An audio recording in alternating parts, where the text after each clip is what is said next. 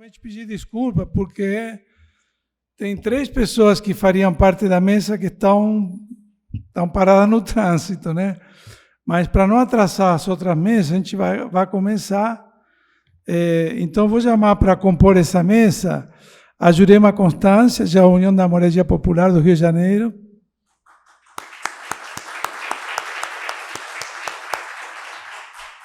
Os colegas do Abricó, que eu não sei se são 2, 3. Abricó é o escritório modelo da FAU-FRJ. Né? E está previsto também a coordenação o Pablo Vergara, que é do MST, né? Que está no trânsito, e a coordenadora dessa mesa, que seria a Leslie Lorete. Né? Então, eu vou passar a palavra para a Jurema. Vou pedir que cada um se apresente, diga um pouquinho rapidamente da trajetória de cada um de vocês, tá bom?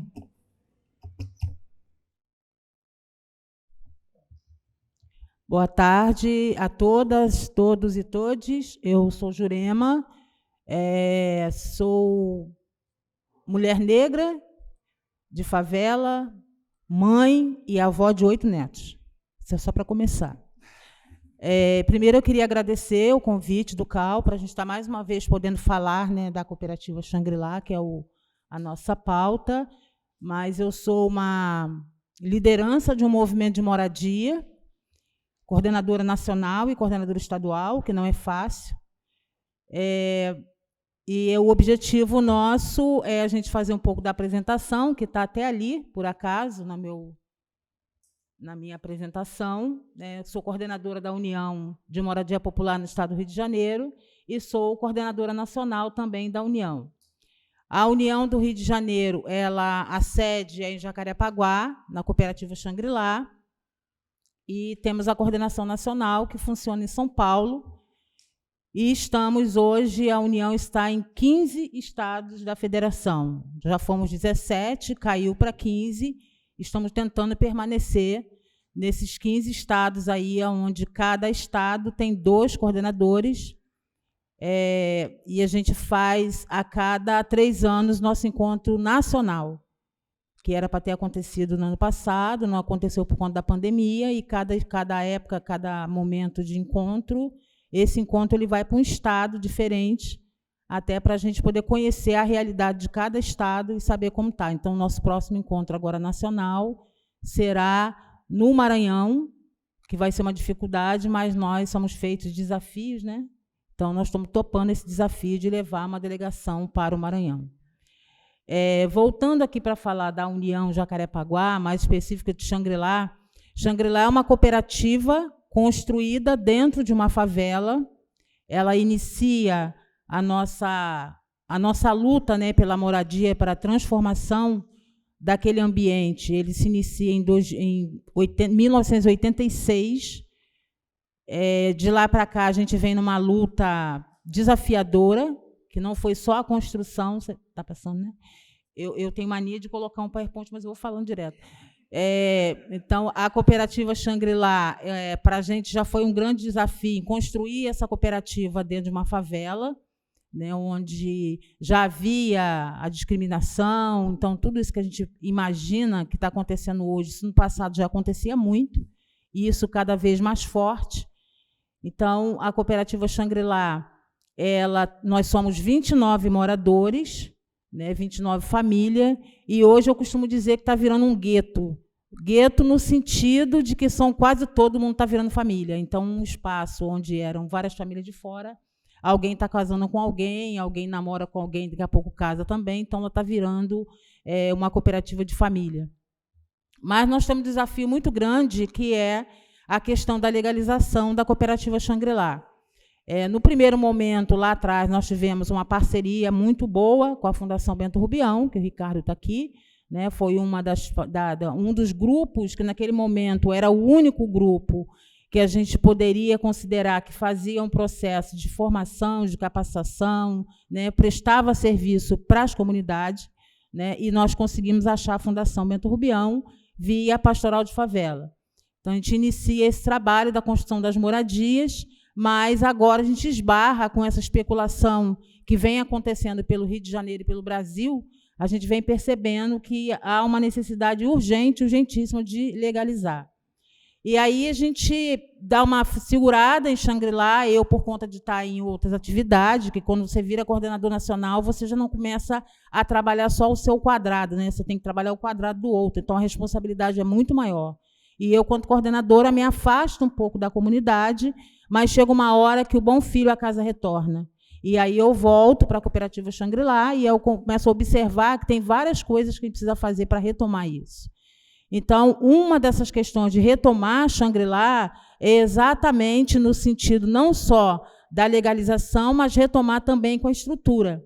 E aí a gente conhece o CAL, conhece outros companheiros que estão dentro do CAL e que poderiam estar nos ajudando, a gente se inscreve no edital. No primeiro momento, nós não fomos aprovados, não fomos contemplados, mas no segundo nós estamos aqui, né? Esse recurso do CAL, ele vem nos ajudando a fazer o levantamento da própria comunidade, para a gente saber hoje quantas crianças tem, quantos não tem, quantos adultos, quantos já morreram. E aí, no levantamento, a gente descobriu coisas que a gente achava que já tinha superado, a gente descobriu várias questões. E uma das questões que as famílias colocam muito, e isso a partir da gente ter feito visita de casa em casa, com um questionário para responder, a gente deparou, né, com quase 25, 26 anos de moradia, de casas construídas, que muitas das casas estão com uma dificuldade hoje que é estrutural. Né? Então, é piso que está caindo do banheiro, é parede que está rachando, e aí tem várias situações que a gente não compreende, não entende, mas a gente observa que tem algo estranho acontecendo. E esse algo estranho é a questão das rachaduras que a gente vem percebendo hoje. Pode ser obra irregular no quintal do vizinho, que sobrecarregou a nossa obra, pode estar em cima do nosso pilar, então a gente vem fazendo esse estudo para esse levantamento. Nós conseguimos uma parceria com a universidade, nós temos hoje lá o Felipe Nin, que está nos ajudando, que está nessa equipe, aliás, ele é coordenador da União também. Temos vários companheiros que vai passar depois ali o trabalho que a gente vem fazendo. Você podia voltar só na foto um pouquinho, por favor? Ali naquele trabalho, onde está a bandeira da União, aquela bandeira amarela, é do movimento de moradia. Então, a gente fez um trabalho que eu achei assim, de extrema necessidade, foi resgatar com os moradores como era Xangri-Lá no passado e o que é Xangri-Lá hoje. Né? Porque, na verdade, a gente tem hora que a gente perde um pouco isso de caminho e a gente retoma para poder fazer esse trabalho. Então, ali eu achei um trabalho fundamental para quem estava de fora, né? Os universitários que chegaram, e até para conhecer a história de Xangri-Lá, a melhor coisa que a gente fez foi mostrar as fotos. Né? Então, assim, houveram um momento de muito choro, porque as pessoas tinham perdido já de mente o que era a cooperativa Xangri-Lá. Então, quando a gente faz esse levantamento e mostra isso para eles, a gente começa a observar de uma outra forma. Né? Então, o recurso do CAL tem ajudado a gente para caramba nisso, que a gente tem feito muito trabalho, não só de levantamento topográfico, mas levantamento em todos os sentidos, de resgatar mesmo essas famílias que, de alguma forma, elas estavam, digamos que, com um tampão no olho e a gente não estava observando o que estava acontecendo. Então, isso para a gente foi de fundamental. Pode passar, por favor? Vou ver se eu consigo. Ali ainda foi uma das primeiras reuniões que nós fizemos, e aí tinha não só o movimento de moradia, como os moradores, como a equipe que foi nos ajudar, e tem também, né, não tem também, nessa parceria, a Tarsila, com o escritório lá do TTC, que está ajudando a gente nessa questão da reorganização e do loteamento Xangri-Lá, ou da comunidade Xangri-Lá, por conta da questão fundiária. Então, esse valor que veio para a gente, que aí eu quero dizer que ainda é pouco, poderia subir um pouquinho mais, né? Mas a gente vem trabalhando para caramba. E assim, uma coisa bem legal do Xangri-Lá é que a gente consegue fazer isso, às vezes, atividade o dia inteiro, né? E a gente consegue fazer o almoço partilhado. Alguém já viu falar do junta-prato? É aquele que cada um leva um prato né? E na hora a gente faz um banquete lá e cada um come um pouquinho de cada um. Então a gente já consegue ver isso dentro das comunidades acontecendo. Então o Xangri-Lá contribui com essa parte, contribui com levar as pessoas nas casas, mostrar onde está o problema, ajudar a fotografar, ver o que era que não tinha, que hoje a gente despertou para que tem, né? Está vendo isso acontecer. Então a gente vem fazendo esse processo em Xangri-Lá. A União de Moradia, ela não está só em Jacarepaguá, né? Por exemplo, o Pablo está num projeto, o Pablo, que está aqui na próxima mesa, eu acho, ou estaria aqui comigo, ele está numa ocupação onde a União tem uma intervenção lá. A União é parceira com mais 3 movimentos, numa ocupação chamada Vito Gianotti, que é aqui no centro do Rio de Janeiro, mais próximo do Morro do Pinto, né? Então, o Pablo deve falar, eu não sei se ele vai falar dessa parte da Vito, mas a gente tem essa interlocução também na ocupação Vito Gianotti, fazendo também essa reestruturação e aguardando aí os respaldos que vêm, né? Para a gente precisa ter aquele prédio na mão para transformar aquilo em moradia saudável, moradia decente, exatamente para quem precisa. Então, tem o outro na Gamboa, que é um terreno do governo federal que a gente conseguiu entrar nele, né? Estamos no impasse ainda se o terreno vem para a gente ou não, mas esse terreno, ele hoje tem 12 famílias morando num projeto que foi feito pelo Teto, né? Pela Teto, para a gente conseguir segurar esse terreno para não correr o risco de perder. Tem São Gonçalo, tem Campo Grande, está tudo nas fotos, aí vão passar depois, no final, né? São projetos que a União vem acompanhando e a gente vem, junto a isso tudo, a gente vem implementando a questão da autogestão, que a gente acha que é de extrema importância. A gente está vendo isso aí hoje acontecendo muito, né? Então, quando a gente teve um boom do Minha Casa Minha Vida no Rio de Janeiro, a gente percebeu que no Rio só tem 2 projetos, Minha Casa Minha Vida Entidade. Não sei se todo mundo aqui sabe qual é a diferença do entidade para o Minha Casa Minha Vida normal, né? Mas temos 2 que está lá aberto. Um é a Colônia Gênero Moreira, que são 70 famílias, aí esse ainda é Xangri-Lá, né? Tem o projeto aqui no centro, que é Manuel Congo, que é uma reforma, e a gente trabalha sempre assim, desta forma, né? A gente não chega com nada pronto, por isso é autogestão, e aí se coloca para que as famílias decidam de que forma, qual material, de que forma que ela quer a sua casa. Então, a Xangri-Lá, ela é, digamos que a mãe dessa história toda, né, desses projetos autogestionários no Rio de Janeiro. Então, ela é uma das primeiras cooperativas de habitação popular, construída pelas famílias, material comprado pelas famílias, muitas vigas produzidas pelas famílias. Então, a gente vem, mais uma vez, reforçar que essa parceria com o CAU, a gente discutindo, trazendo, mostrando, eu acho que é dessa forma que a gente vai conseguir avançar a questão da autogestão no Rio de Janeiro, né? E aí eu queria, para encerrar minha fala, eu queria deixar um convite para quem não conhece Minha Casa Minha Vida Entidades, para que procure o Movimento de Moradia, a própria Fundação Bento Rubião, que também assessorou esse projeto, né, que está lá como entidade organizadora, mas que a gente possa estar visitando esse projeto para compreender melhor o que é isso, autogestão, de que esse povo tanto fala, que tem gente que acha que autogestão é escravização da mão de obra, e não é. As pessoas têm direito de escolher onde ela quer morar, qual material ela vai utilizar e de que forma que ela vai construir. Tá? Então, eu encerro aqui, agradecendo já a mesa pela oportunidade e ficarei aqui para o debate. Obrigada. Obrigado, Jurema. Bom, passo a palavra para vocês, né? Boa tarde, meu nome é Karine, eu faço parte do Abricó, que é o escritório modelo da Faculdade de Arquitetura e Urbanismo da UFRJ. Oi, gente, boa tarde. Eu sou a Vitória, eu também faço parte do Abricó. Eu acho que a gente pode começar explicando um pouquinho, né? A gente não veio com a apresentação hoje, mas eu acho que pela fala dá para explicar bem o que é o coletivo. Bom, para quem não conhece, né, o Escritório Modelo de Arquitetura e Urbanismo é um projeto calcado pela FENEA, que é a Federação Nacional de Estudantes de Arquitetura, a nível nacional, e o Abricó é o escritório modelo da FAUFRJ. A gente funciona de forma autogestionada e horizontal, com uma gestão totalmente estudantil. Então, nós temos, sim, professores orientadores que nos auxiliam na tomada de decisões, no diálogo com a própria faculdade, mas a principal forma de diálogo, né, do coletivo é principalmente entre os estudantes e os moradores das comunidades organizadas que a gente atua. Isso, e aí é importante comentar que a gente também tem esses frentes de trabalhos, que é onde a gente tem essa conversa, então, com o ambiente fora da universidade, porque o projeto de extensão é isso. São essas atividades que levam para fora da universidade, e principalmente para a Bricó e para essas comunidades que não têm acesso a uma arquitetura formal.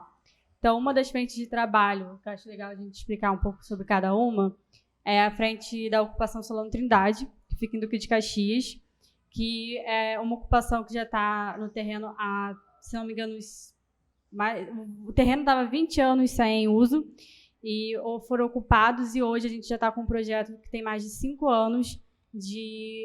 Esse espaço ele tinha uma edificação, e a ideia é aproveitar esse esqueleto da edificação e construir o projeto. Ao todo são mais de 200 moradias, mas infelizmente a gente depende desse apoio de custo de editais, então a princípio a gente está com um alcance de 12 moradias, e é um projeto que já está há 5 anos. É interessante falar isso para ver como o processo é devagar por ter essa dependência financeira.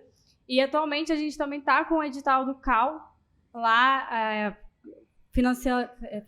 ajudando na continuação dessa obra, que a gente está conseguindo alcançar ainda, no máximo ano que vem, essas 12 moradias. E o que é interessante é que é uma troca junto com esses moradores, tanto eles trazendo o conhecimento deles e a gente levando o nosso, totalmente horizontal, e esse processo participativo eu acho que é o que mais engrandece o EMAL, que é esse contato com eles, em nenhum momento essa verticalidade, enfim. O pessoal entende. Pois é. E da mesma forma que ali não tem quem faça para eles, são os moradores que desde o início do projeto teve a ajuda para entender a técnica, a gente também aprender com eles, porque a gente não chega com esse saber e aplica em cima deles, eles vão ter esse diálogo, essa troca com a gente. E isso que é o mais interessante, assim, que a gente tenta realmente pautar na universidade, principalmente na FAU, que desconstruir essa ideia de que o escritório ele vai ser sempre totalmente hierárquico. A gente consegue ter essa luta junto com um coletivo só autogestionado de estudantes e ter uma troca muito legal com os moradores dessas comunidades que a gente atua, principalmente da ocupação Solano Trindade. Sim, eu acho importante destacar também que quando a gente está nas comunidades, né, a gente está lá enquanto estudante de arquitetura. Então, todo o nosso caráter profissional também está sendo formado junto a essas pessoas. Eu acho que, muitas vezes, de forma geral, a universidade forma profissionais, né, para o mercado de trabalho, mas a gente não pode desvincular o nosso pensamento a uma arquitetura que é feita de forma popular, né, dentro dessas comunidades que realmente precisam... A arquitetura, na verdade, precisa alcançar essas comunidades, né, e muitas vezes, de forma sistematizada, não alcançam. Então, para além da ocupação Solano Trindade, a gente tem um trabalho na comunidade de Indiana, né, Indiana Tijuca. É um trabalho que começou por um convite da Defensoria da Defensoria Pública do Estado, para evitar o processo de remoção dessa comunidade que está situada às margens do Rio Maracanã, né, na Tijuca.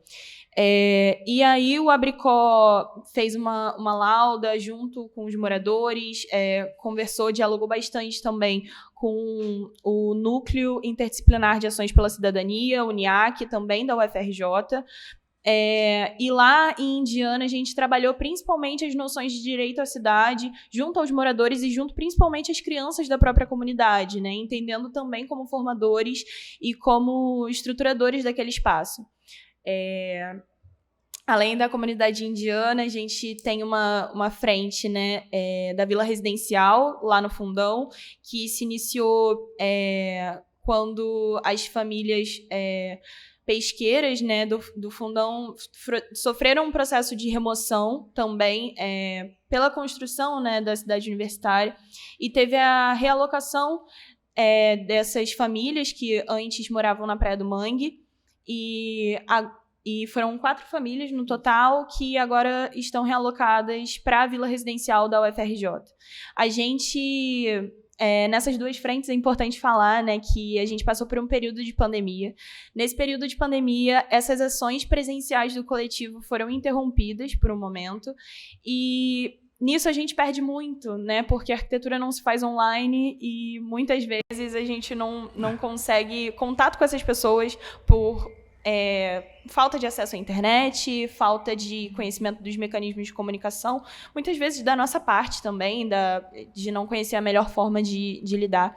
Então, com essas 2 frentes, houve um problema muito grande de articulação, né?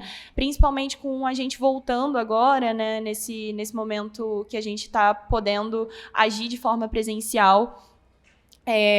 O coletivo agora é outro. Isso é uma coisa muito importante pontuar também, né? Porque o Abricó, ele tem quase 10 anos de atuação. E nesses 10 anos de atuação, claro que não são os mesmos estudantes, né? Ainda bem, a gente se forma. E aí a gente passa, né, por esses processos cíclicos de renovação do coletivo, e essas pessoas que atuaram nessas comunidades já não eram as mesmas que atuavam no início. Então, a gente passou por um processo de reaproximação dessas frentes, que ainda está sendo um desafio, né, para a gente, mas é importante dizer que esse trabalho ele não se finda com um estudante que sai, um morador que deixa de integrar, né, ele continua. E eu acho que tem muito disso que a Karine falou também, para além das condições orçamentárias que limitam a atuação do projeto, de certo modo, o processo participativo, de modo geral, é um processo um pouco mais lento, para a gente poder construir essa relação, né, de afeto com as pessoas e entender realmente as reais necessidades, de acordo com o que elas comunicam ao coletivo e o que a gente vai trabalhando junto, né? A ideia do EMAL não é chegar na comunidade e tentar resolver tudo em alguns dias, alguns meses, e não criar o vínculo, não entender o que se passa ali, quais são as lutas diárias que tem ali. E, então, quando a Vitória fala sobre... A gente já tem um EMAL há 10 anos, então entra e sai de estudante, é muito legal a gente ouvir assim, caramba, o Abricó está aqui de novo, eles lembrarem, ter esse afeto pelo coletivo que teve uma atuação ali, por causa da pandemia, acabou se afastando, mas a gente retornou, foi assim, muito importante para a gente não largar de mão, de voltar a retomar essas frentes de trabalho lá, porque assim, foi uma situação muito difícil para a gente, então não foi fácil não largar essas frentes de trabalhos, até por questões pessoais de cada um do coletivo, mas quando chegar lá e eles lembram da gente, isso eu acho que é importante, que a gente tenta carregar isso pela universidade, não ter esse caráter individualista de vou entregar a demanda deles é essa, vou entregar um projeto então que resolva e não precisamos mais estar aqui. Acho que não é isso assim pra gente. Sim, além disso, a gente atua, né, na FAU-UFRJ como um projeto de extensão universitária, e a gente falou um pouco das nossas atuações para com as frentes externas, né, de trabalho, onde a gente trabalha com principalmente com comunidades organizadas, então não são projetos individuais, são projetos coletivos construídos por essas comunidades, mas a gente também tem um compromisso com a formação acadêmica, né? Então, muitas vezes as nossas ações também são voltadas para a própria universidade. A gente já teve uma frente de trabalho, né, que era a frente do CIEP, Raul Riff, onde em determinado momento, os alunos do CIEP foram até a FAU-UFRJ para passar para os alunos que não eram do Abricó esse conhecimento que eles adquiriram e que eles foram construindo com a gente, né? E com o coletivo Permacultura Lab, enfim. Então, essa atuação, né, não se dá só de forma prática, mas se dá também de forma intelectual e acadêmica, né? A gente constrói esse saber até com estudantes da própria universidade, mesmo estimulando rodas de conversa, participando da formação do plano de curso, né? Enfim. E aí eu acho que é isso. Acho que é legal também falar um pouquinho da Frente Pescadores, que é uma frente nova, que eu acho que também foge um pouco dessa ideia de onde o arquiteto ele pode atuar, o estudante de arquitetura pode atuar, que é uma frente que chegou com a demanda de, atrás do prédio que fica a Faculdade de Letras, ali no fundão também, existe um grupo de pescadores que mora ali, só que não tem direito a nenhum item básico, assim, não tem acesso à água, eles captam água da chuva com baldes, não tem luz, eles moram lá e, assim, a partir das 5 horas, acabou o que tem que fazer lá, porque ficou um breu. E chegou a demanda da gente tentar ajudar de alguma forma, porque eles iam ser removidos e eles vivem daquela pesca local ali. Então, a gente, a princípio, ficou também um pouco vagos, assim, de como é que a gente, como estudante de arquitetura, consegue ajudar nessa situação, mas foi em busca dessa resposta que hoje a gente está em contato com o plano diretor do fundão, com quem está à frente disso, para tentar, então, regularizar eles ali. Assim, entender que a atividade de pesca deles também é algo que pode ser aproveitado tanto para a universidade, mas também a gente está falando sobre a vida de pessoas ali, que a moradia está dentro do fundão, então isso precisa ser falado, porque ao ler o plano diretor, a gente viu que não existe menção nenhuma a essas famílias pesqueiras que tem ali. Então, assim, foi uma novidade para a gente, uma nova forma de atuar dentro do EMAL, que a gente nunca se viu nessa posição, mas que a gente também ainda está pesquisando sobre, porque é um território novo, né? Exatamente. Eu acho que essa que é a parte mais interessante, né? A gente lida com situações reais, né? E principalmente falando de assessoria técnica, né? A gente frisa bastante que o trabalho do EMAL é um trabalho de assessoria, né? Então, não é um trabalho de assistência. A gente não vai e não é um trabalho de caridade, onde a gente fornece o que a gente acha, o que a gente julga ser necessário para aquela comunidade. Com a frente dos pescadores, a gente teve que investigar, teve que estar ali com eles para entender no que a gente podia ajudar, se era a castração dos animais para conter uma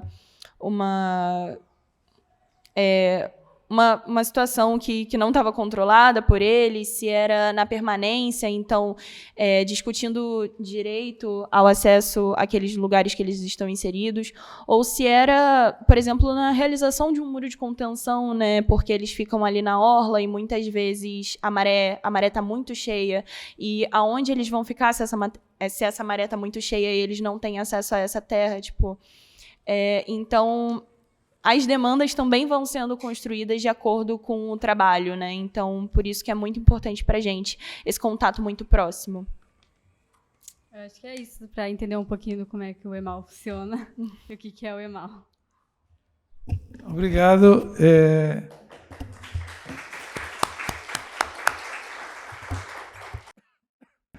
Então, vamos abrir para... Tem um microfone aí? Boa tarde, queria parabenizar a mesa. Eu sou Rose Companhe, sou coordenadora da Comissão de Política Urbana. Queria perguntar primeiro para a Jurema. Jurema, a gente está no momento de transição de governo. Você falou aí do Minha Casa Minha Vida Entidade. E eu queria te perguntar, você só falou bem, então a gente está no momento agora de pensar, né, a continuidade ou não desse programa, e de como melhorá-lo, né? O Minha Casa Minha Vida geral tem muitas críticas. Eu queria ouvir de você se você acha que o Minha Casa Minha Vida Entidade também poderia ser melhorado, em qual aspecto, o que vocês sentiram falta no Minha Casa Minha Vida, ou se você acha que não, está 100%, ou se você acha que poderia ter alguma melhora, porque o momento é esse, né? Inclusive do CAL oferecer propostas também, todos nós, né? E para as meninas do Abricó, eu também fui da UFRJ, fiz mestrado, doutorado lá, e na época que eu estava fazendo mestrado, eu trabalhei também em projeto de extensão na favela da Maré, e tinha toda uma preocupação do SR2 da questão da inserção da universidade naquele território, né, que é um entorno muito empobrecido. Manguinhos, eu acho até que a Fiocruz dá bastante conta, né, tem muitos projetos de extensão em Manguinhos. Mas e a Maré? Porque a Maré, a gente pensa, uma favela super consolidada, eu já fiz pesquisa beça na Maré, mas não é verdade, tem várias, eu também sou do Instituto Pereira Passos, e tem vários núcleos de novos assentamentos, expansões, em todo aquele complexo, né, que vai até Praia de Ramos e Roquete Pinto. Então, e aí, quando eu vejo vocês falando de Caxias, Indiana, qual foi o critério de escolha delas? Por que elas não olharam ali quem estava ali do lado da universidade, né? E já que a UFRJ já tem essa tradição, né, de extensão da comunidade da Maré. Obrigado. Bom, boa tarde para todos, todas, né? Eu estou Alder Catunda, hoje da PUC do Rio de Janeiro, e, bom, eu cheguei um pouco no meio da conversa, mas me interessa muito a ação dos escritórios modelo como extensão universitária, né? Eu acho que é uma potencialidade que a universidade tem enorme e que eu vejo muito subaproveitada. E aí a pergunta que eu quero fazer a vocês é como é que vocês sentem esse movimento de escritórios modelos aqui no Rio de Janeiro, como é que é a relação de vocês com outras entidades, e mesmo dentro da UFRJ, com outros departamentos, que não da arquitetura, né? Já que a nossa profissão é essencialmente uma profissão de coordenação, né? De vários conhecimentos. E como é que isso está sendo desenvolvido e como é que vocês estão tendo essa experiência? Bom, que bom que o Rose fez essa pergunta, né? Que isso é um gargalo na nossa vida. Mas antes disso, eu queria só esclarecer. Eu não falei em relação, as companheiras lembraram aqui, né, do problema que nós tivemos com a Covid e que isso atrapalhou muito a nossa vida, né? Principalmente a gente também, com a questão dos projetos para dar conta, para entregar, com o cronograma, a gente não conseguiu muito que avançar e estamos retomando agora, né? Isso em relação ao projeto CAL em Jacarepaguá. Mas assim, nós tivemos uma reunião com o presidente Lula no ano passado, né? O Movimento de Moradia conseguiu fazer uma reunião com ele para a gente apontar não só o projeto, o programa Minha Casa Minha Vida, mas como outras dificuldades que nós entendemos desde quando começou o governo, né? E aí cada estado colocou as suas lamentações, as suas mazelas que ficaram pelo caminho, e o Rio de Janeiro não poderia ficar de fora, né? A gente levou para ele e apresentou, apesar de que ele já sabia disso, do grande número que, na pandemia, isso também ele explode. Porque quando eu entrego, há 7 anos atrás, a gente entrega Minha Casa Minha Vida entidade, que aí no Rio só tem a gente observa que tem uma fila muito grande de gente, isso vai se acumulando. Então, locais que a gente não via pessoas morando na rua, hoje a gente está vendo muita, família inteira morando na rua. E como solucionar esse programa? Esse projeto, né? Então, uma das questões, aí a gente colocou até como denúncia mesmo, o Rio de Janeiro foi um dos estados que mais construiu Minha Casa Minha Vida. De contrapartida, o Minha Casa Minha Vida no Rio, ele foi usado para fazer remoção de favela. A gente poderia ter contemplado muito mais família. Eu tenho 190 famílias no meu grupo, um dos grupos que eu tenho em Jacarepaguá, são 190 famílias que estão aguardando há 12 anos. Então, a gente poderia ter sanado aquilo ali, né? A outra questão é a liberação de terra para construir. Qual é o grande problema nosso no Rio de Janeiro? É o metro quadrado da terra, a terra é muito cara, né? Então, nós não queremos reprodução disso que a gente vê a prefeitura fazer, que a gente bate tanto, reclama tanto, de pegar a família que mora em Jacarepaguá, leva lá para Campo Grande, Santa Cruz e faz o inverso com a outra. Então, nós não queremos isso. E aí, assim, é um grande desafio. Eu acho que o programa vai continuar como Minha Casa Minha Vida, mas nós queremos muito mais investimento no entidades. Nós queremos trabalhar com as famílias. Aquelas famílias que estão lá há 12 anos comigo, acompanhando a velha doida aqui, essas famílias, elas sabem o que elas querem. Elas querem construir sua moradia. Agora, que se faz necessário melhorar o programa, melhorar a interlocução com os órgãos, com a prefeitura, com o governo de estado, com a própria Caixa ou com outro banco que seja, a gente não sabe, mas precisa melhorar, né? A gente tem lá o Minha Casa Minha Vida no Jacarepaguá, que até hoje ele não tem um habite. As famílias estão morando há 7 anos que não tem um habite. E o habite é o quê? A prefeitura que tem que dar. Então, tem esse processo, a gente precisa receber a terra, mas terra em condição de construir a moradia e lá a família permanecer, né? Então, tem essas questões todas que a gente precisa trabalhar no programa. Nós apontamos muito bem quais são as dificuldades. E o Rio de Janeiro apontou a dificuldade em acessar o programa e a dificuldade em que os órgãos trazem para a gente. Porque não foi fácil construir 70 moradias, de você chegar na Caixa Econômica e ter situações extremas mesmo, né, de advogado da Caixa dizer para ele, não, vocês não vão construir isso aqui em cooperativa, que cooperativa é coisa de ladrão. E a gente provar para ele que não, nós somos honestos e queremos construir da forma que a gente imagina. Aí você tem lá a casa colonial, estilo colonial, com muro, com tudo bonitinho, que aí é na época, fazer uma propagandazinha, na época da Dilma, que a gente visitou um condomínio com ela em Cosmos, e aí ela se perdia toda hora na fala, porque ela fazia referência ao Grupo Esperança, porque era moradia, era casa, e ela perguntava para mim, mulher, batia no meu, mulher, que diabo de autogestão é essa que você tanto fala? E aí pediu para que fosse uma pessoa dela olhar os banheiros, principalmente, e depois ela entrou em contato e disse assim, olha, esse banheiro de vocês está melhor do que o meu apartamento. É melhor do que o do meu apartamento. Porque ali tem um carinho especial. E esse carinho ele tem que voltar. Esse carinho ele tem que voltar. As pessoas poderem construir a moradia de qualidade, porque lá tem qualidade de vida. Né? Então, é nesse tom, né, nessa toada aí, que a União de Moradia foi falar com Lula. Nós observamos todo o processo, porque assim, eu fui conselheira nacional da cidade, como outros companheiros que estão aqui foram, e vi a dificuldade que era. Você saía de Brasília acreditando que ia chegar no Rio de Janeiro, ia bater o martelo e o negócio ia acontecer. Mas tinha normativa da Caixa que saía em Brasília, o Rio de Janeiro estava 3 meses atrasado. Muitas das vezes, a gente que trazia normativo para casa, olha, não é mais isso aí, não, é essa aqui. Entendeu? Então, assim, esse processo, esse trabalho que a gente pretende fazer, né, e eu já estou olhando umas mensagens que eu estou ficando de cabelo em pé já com a eleição, né, com a nossa eleição de governo de esquerda, porque não pode tirar de rico para dar para pobre, né? Eles estão entendendo que é isso, que nós vamos deixar mais pobres e nós vamos ficar miserável mesmo. Então, tem esse processo todo que precisa se dar. Então, isso não é só Rio de Janeiro, isso foi todos os estados. E uma coisa que nós não podemos permitir mais é que aconteça o que aconteceu. Entrou o golpe da Dilma, o que aconteceu? A gente tem vários companheiros sendo processados, pagando cesta básica para não ficar atrás da jaula. E a culpa não é nossa dos movimentos. A culpa é dos órgãos que não cumpriram o seu papel. Né? E o Rio de Janeiro ele tem uma sacada, porque quando a gente entra, e aí eu ouvi isso de uma companheira da Bahia, chorando e dizendo para mim assim, Jurema, vocês são o único projeto que entrou no terreno com a área urbanizada. Aí você imagina, dentro do projeto, a urbanização é por conta da gente também fazer.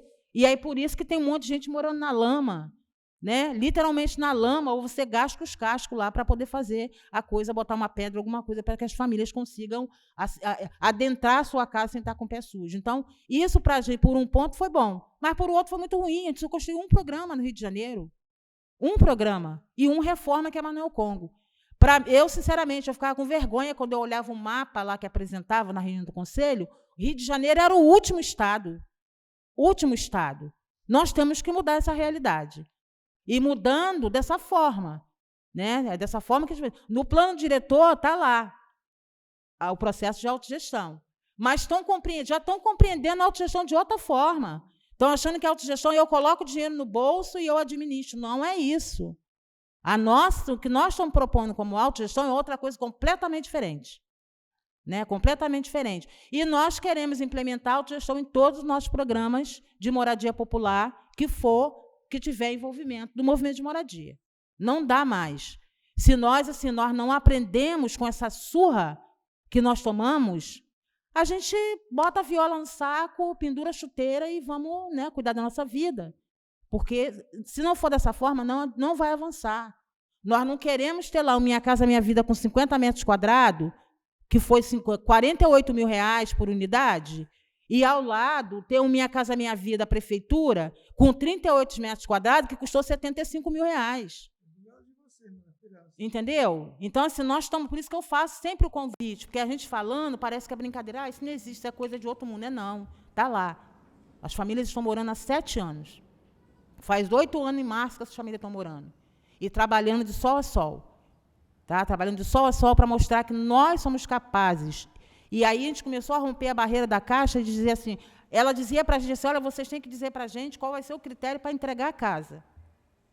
Aqui a Caixa não apita critério. Quem vai dizer os critérios para ocupar a casa aqui são os moradores. Aí é reunião, tem que participar, atividade extra, que são as mobilizações, né, para poder buscar onde tem isso, ocupar lá a SPU e por aí vai. Então, esses são os conceitos que a gente coloca para a pessoa também está lá só esperando, porque quem dá muito esmola não somos nós, né? Quem gosta de fazer esse trabalho de caridade é a igreja, e nós não somos igreja, nós estamos aqui para ajudar a pescar esse peixe, nós não estamos aqui para dar o peixe para ninguém só fritar e comer. Então, um pouco nesse sentido que a gente vem dialogando várias vezes com o presidente, intermédio de outros companheiros, e uma reunião presencial, olho no olho dele, dizer assim, olha, isso aqui não deu certo, nós não queremos mais. Tá? Agora vai ser rezar na nossa cartilha. Não dá para rezar na cartilha da Caixa Econômica, e muito menos da Prefeitura do Rio de Janeiro. Aí eu estou falando quanto ao Rio de Janeiro. Não sei se eu respondi, Rose, a sua pergunta. Mas obrigada aí pela pergunta, que eu acho que é bem oportuna mesmo. Esse momento de crise é ela que tem que vir. Respondendo também a sua pergunta sobre como é que surgiram as demandas e porquê dessas localidades, a verdade é que, por ser dentro da universidade, muita coisa acaba vindo de professores. Eu conheço um professor que tem um projeto que está precisando de ajuda e acaba chegando para a gente. Assim, em nenhum momento a gente escolheu. Acaba, em alguns momentos, também estudantes vindo com propostas. Olha, tem uma ação de ATIS em tal localidade. Só que a gente sempre tem uma barreira que é... A universidade também acaba sendo uma barreira porque a rotina, o entra e sai de participantes do EMAL. Então, a gente tem que entender o que a gente consegue abraçar. Assim, a gente já apareceu uma oferta de participar de um ATIS na Maré esse ano, mas a gente tem reunião toda semana, pergunta quem consegue, então, entrar nessa frente de trabalho, porque, como a gente falou, a gente cria esse vínculo, a gente não larga a frente. A nossa atuação em Solano tem mais de 3 anos, então já tem aquelas pessoas respectivas para aquela frente de trabalho. Quando a gente aceita uma nova, será que aquela pessoa consegue, então, estar se dedicando 100%? Porque a ideia não é a gente aceitar, dar um oi, ver o que a gente consegue fazer e simplesmente desaparecer. A gente realmente tem essa preocupação com estar presente. Então, acaba que muitos lugares assim que precisam, a gente recusa, mas por falta de mão, por causa da rotina da universidade mesmo. E, assim, eu acho que tem até a ver com a outra pergunta que a Vitória vai falar, mas acaba vindo também demandas bem assim... minha irmã está querendo fazer um apartamento, vocês têm como ajudar? E aí a gente nem responde. A gente deixa o e-mail lá, porque acha que acaba tendo esse outro olhar em cima do que é um escritório modelo. Mas, assim, é muito mais por demanda vindo da comunidade interna, que conhece um projeto externo e acha legal a gente participar. E também até onde a gente consegue abraçar. Isso. Eu acho que muitas vezes tem uma questão das pessoas conhecerem por rede social, ou se não um amigo conhece um amigo que estuda arquitetura, que conhece o EMAL. Então, é mais nesse sentido. E a gente tem uma política interna, assim, que a gente não vai atrás da demanda, né? Porque isso entraria em conflito com o que a gente acredita, né? Das pessoas conhecerem as próprias necessidades e reconhecerem as próprias demandas. Então, como que a gente não tem como chegar e falar assim, eu acho que você precisa disso, vamos trabalhar junto? Então, muitas vezes... São as pessoas que entram em contato com o EMAL, né? A maioria das vezes. E tem uma conversa também prévia com eles para entender aonde a gente consegue ajudar. Às vezes eles querem realmente... uma vez apareceu para a comunidade ali perto da Providência, de uma família que estava precisando de uma casa, mas seria exclusivamente para a gente projetar essa casa e tchau. Assim. E a gente conversou e falou que não é de acordo com como a gente se define como EMAL, assim, chegar a fazer essa moradia única, não é algo para a comunidade, assim, e não teria nenhum vínculo, a gente faria um projeto, entregaria e só. Então, não conversou também com a nossa ideia, como é que nossas diretrizes, e a gente não aceitou. E aproveitando para falar de diretrizes, eu vou usar esse gancho para responder a sua pergunta. O EMAL, ele trabalha com diretrizes que são redigidas em conjunto, né, por estudantes de arquitetura, mas pela FENEA, principalmente, né, que é a Federação Nacional O nosso poema, né, que é o projeto de orientação em escritórios modelos, ele foi revisado recentemente, o Abricó participou dessa revisão do poema.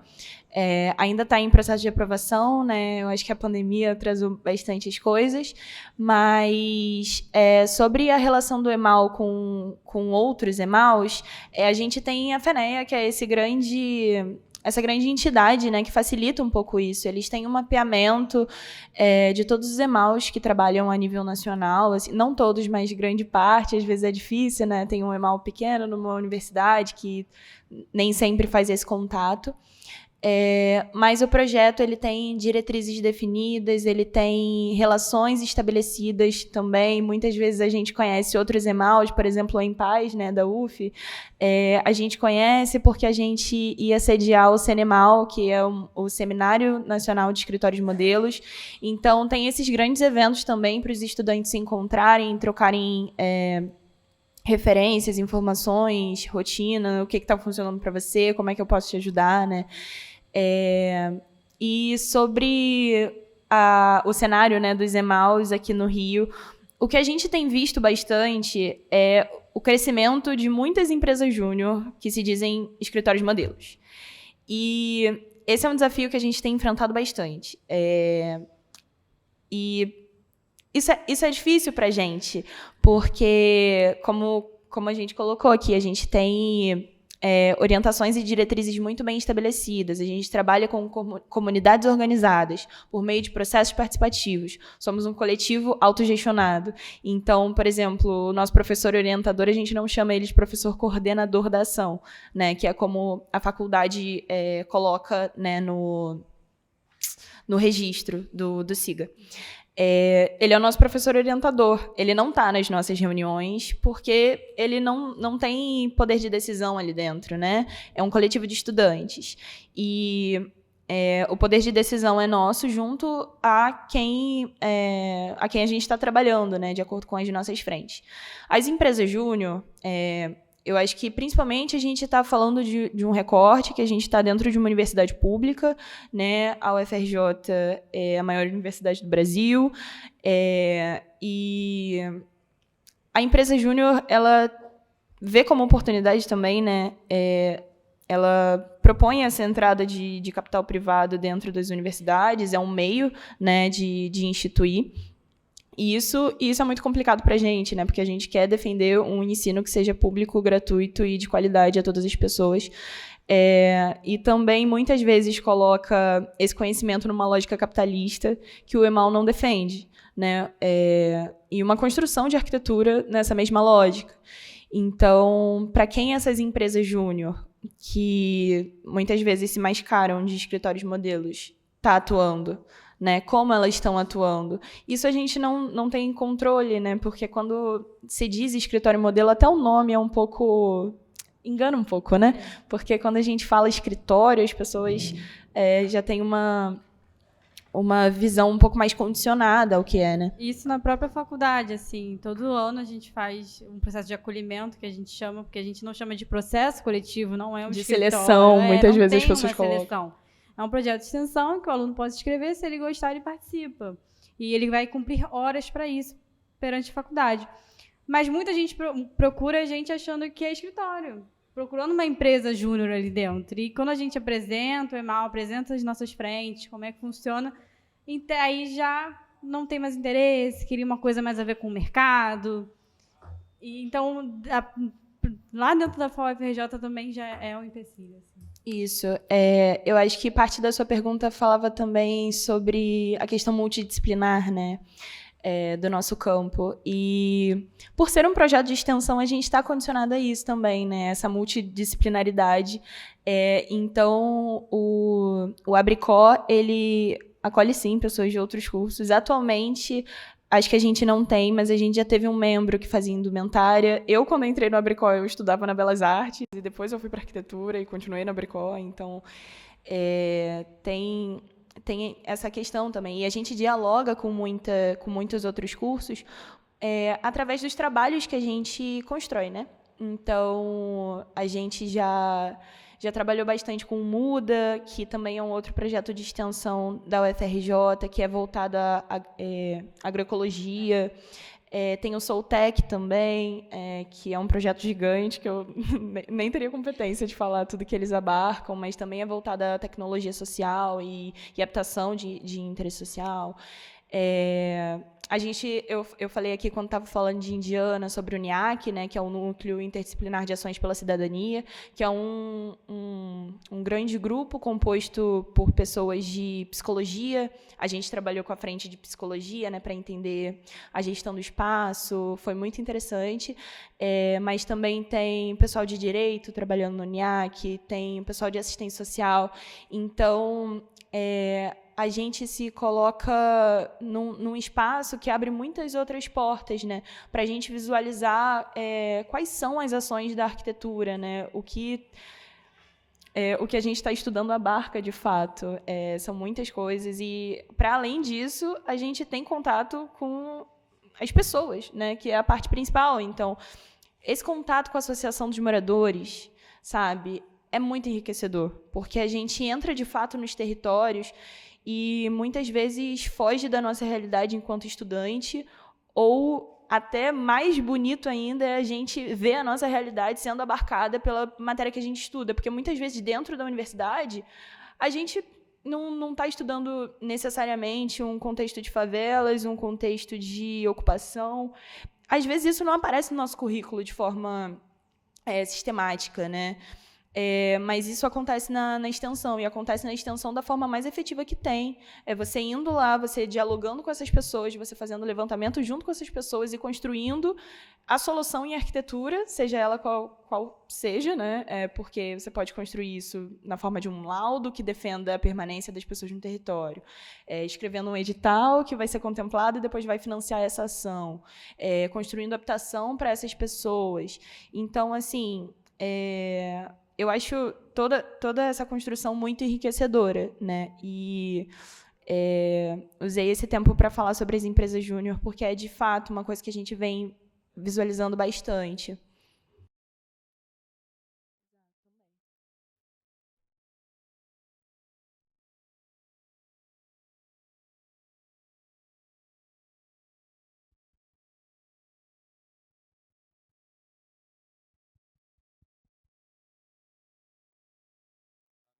A minha pergunta em relação, inclusive, à relação com outros EMAUs, né, com outros escritórios de modelo, é muito nessa aproximação com o que é o Brasil hoje, né?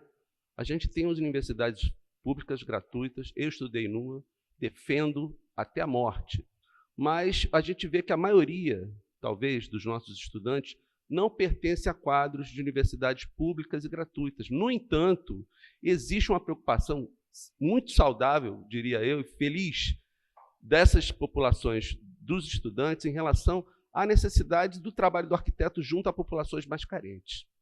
Então, muitas vezes não encontram espaços nas universidades em que estão acolhidas, né? O caso da PUC é um pouco diferente, porque é uma universidade católica, então ela tem um princípio que direciona para certos tipos de assistência, como você falou, né? Que, para o nosso entender, se transformam em assessorias, né? A gente trabalha junto com população de rua e tal coisa.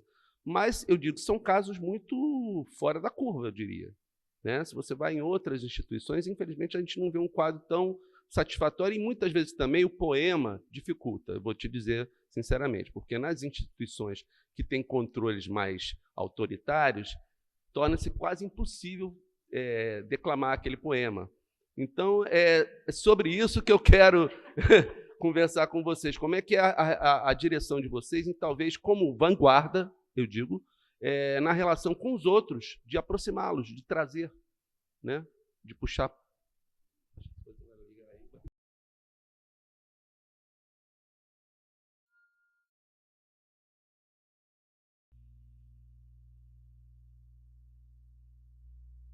Eu acho que o que ele está questionando é uma das questões que mais me preocupa. Assim. Eu não sou do Rio, e o meu olhar pelo Rio é de uma outra forma. E assim, eu não sei como ajudar. Eu sou arquiteta, faço parte do CAL, do Rio de Janeiro agora, depois da pandemia também, mas eu vejo muitos problemas na comunidade muito fáceis de ser resolvidos, e a gente não consegue, a gente não sabe como ajudar. Como eu, como arquiteta, consigo chegar no poema, que realmente é difícil de ser lido, e dizer, olha, eu quero me propor a ajudar vocês, o que eu posso fazer por vocês? Tá aí, é uma forma da gente se propor a colocar à disposição de vocês. Obrigada. Desculpa, Robéria.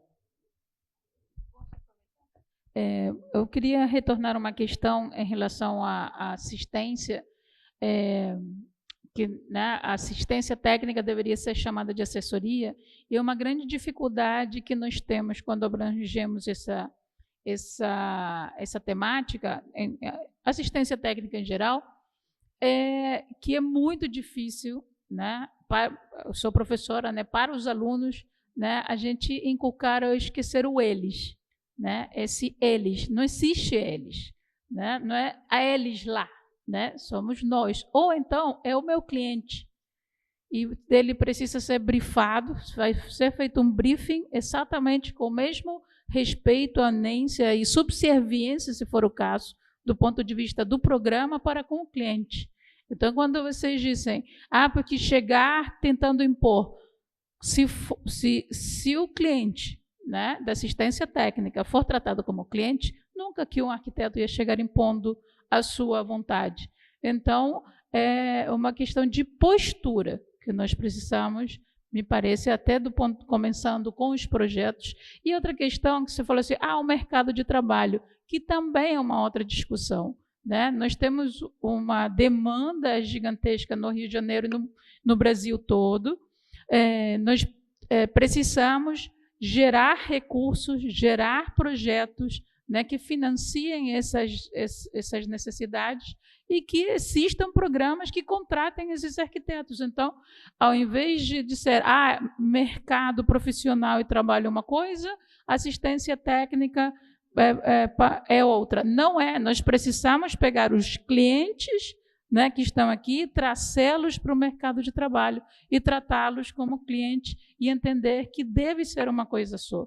E aí o estudante de arquitetura e o arquiteto que já está exercendo a profissão, ele pode escolher, né, trabalhar dentro dos programas, né, que trabalha com faixas de rendas distintas. Ele pode, mas ele não precisa, como vocês mesmos disseram, não é questão de fazer caridade, é questão de entender uma demanda e um cliente.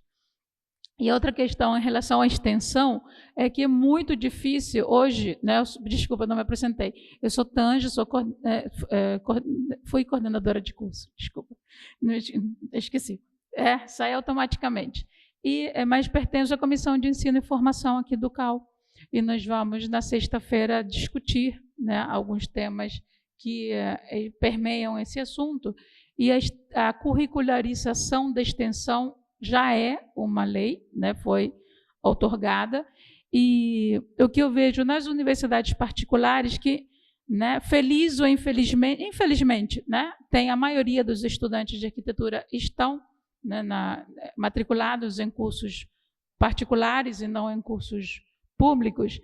Os estudantes têm um grande desejo de trabalhar em escritores modelos, as universidades privadas incentivam, né, porque é uma demanda dos clientes, então elas atendem a demanda do cliente, né? É uma questão capitalista até.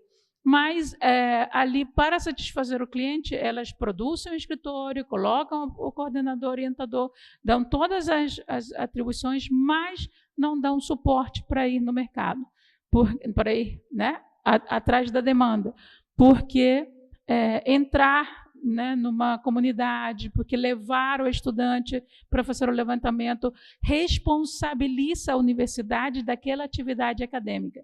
Então, com a curricularização da extensão, o que nós vamos ter são muitos projetos de extensão no quintal de casa.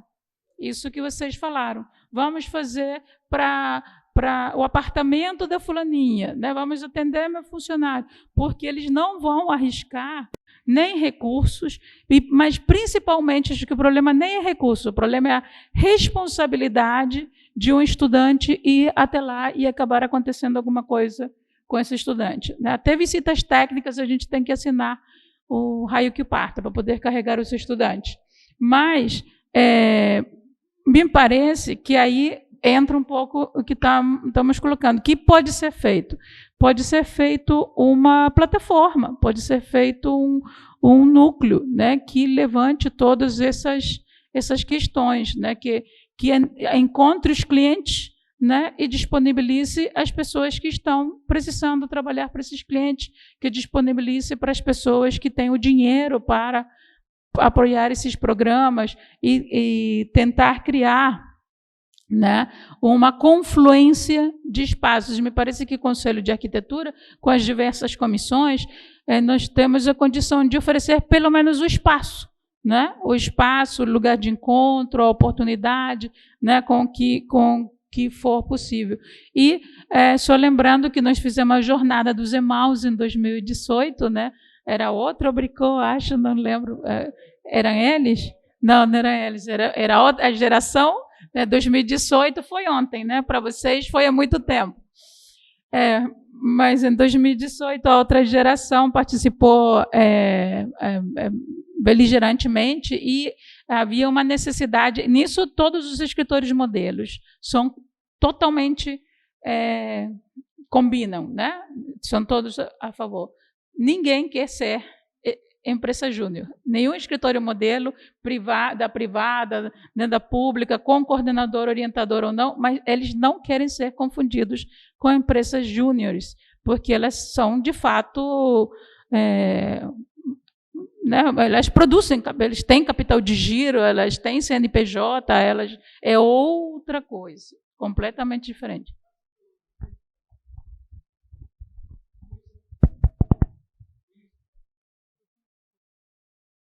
Oi, gente, boa tarde a todos. Desculpa, cheguei um pouco atrasado, eu vim de Petrópolis, então peguei um trânsito para chegar aqui, mas prazer.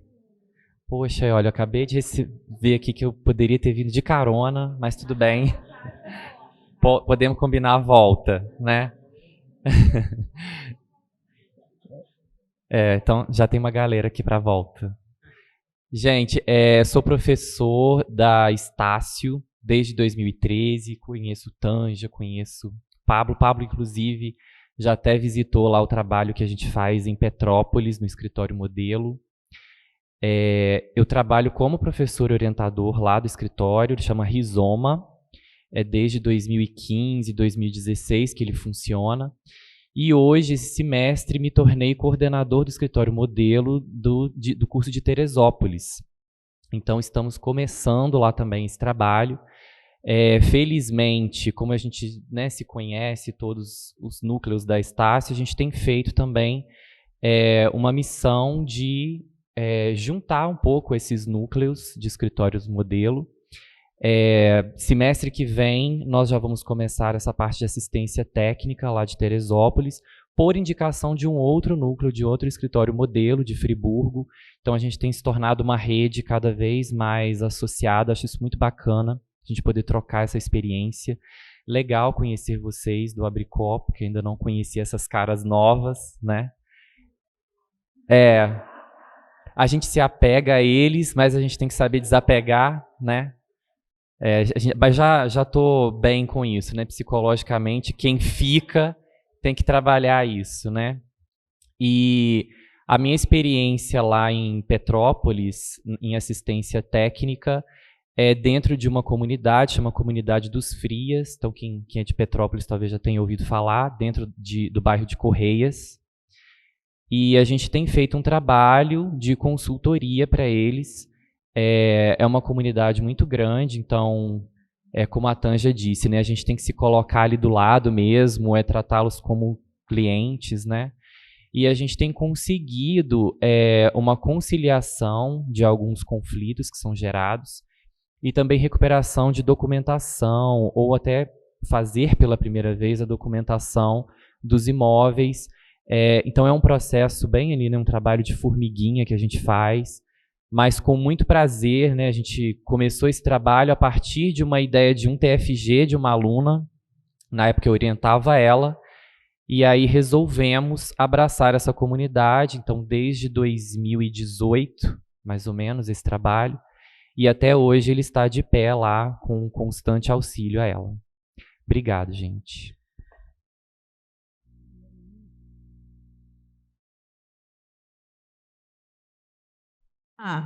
Um certo receio em o que é isso, né? Então, é igual aquela brincadeira que a gente fala de nunca comeu jiló, aí olha para a fruta e fala que não gosta. Aqui no Rio de Janeiro mesmo, a gente vem aplicando a autogestão desde o início de Xangri-Lá, que já tem 30 anos de caminhada.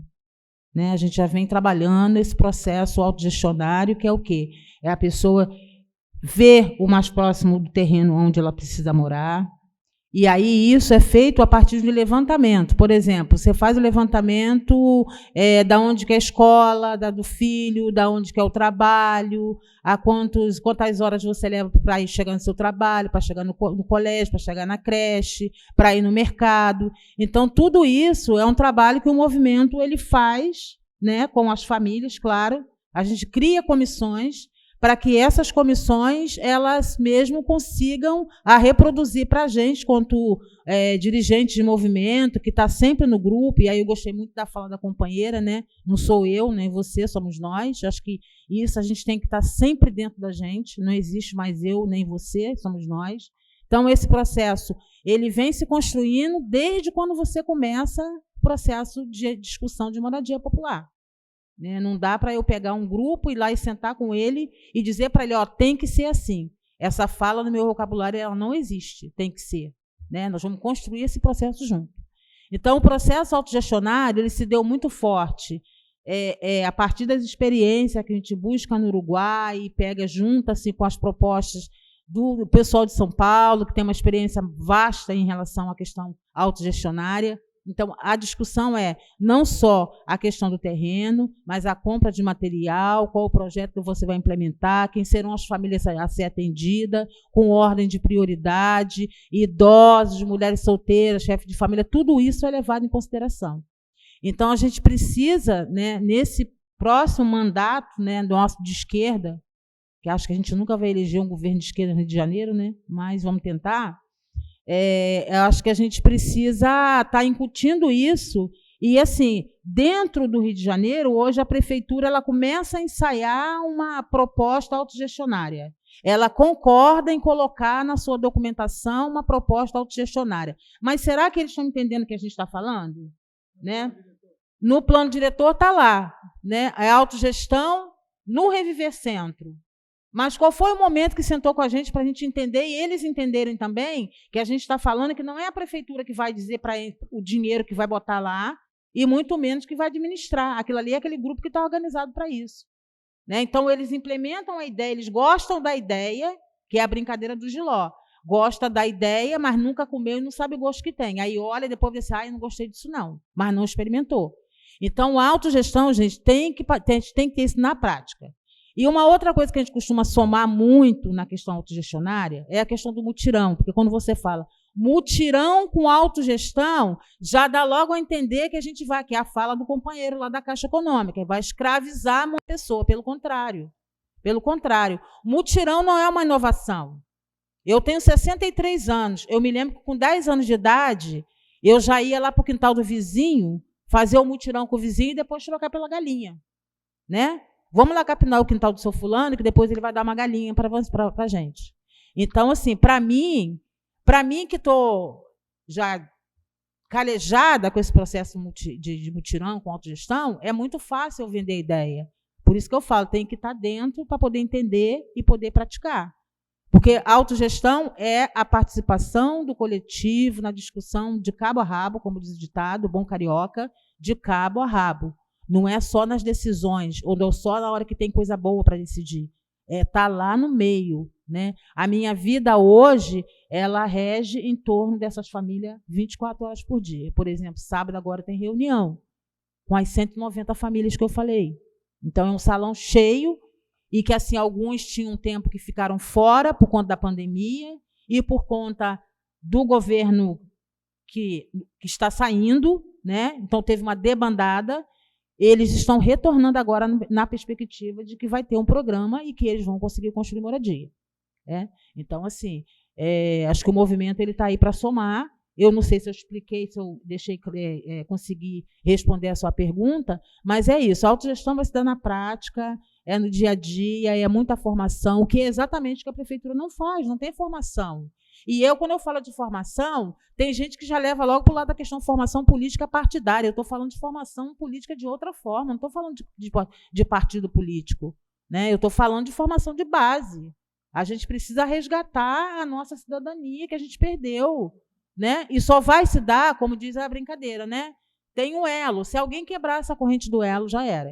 Então, acho que a gente precisa estar conduzindo essa proposta e, assim, os companheiros que estão vindo aí agora estão bem simpáticos a essa proposta que a União já vem conduzindo isso há 30 anos, ou se bobear até mais, que a autogestão é a solução para esse momento que nós estamos vivendo, para a gente não reproduzir o quadro que tem hoje aí. Então, acho que é um pouco isso que a gente precisa estar antenado.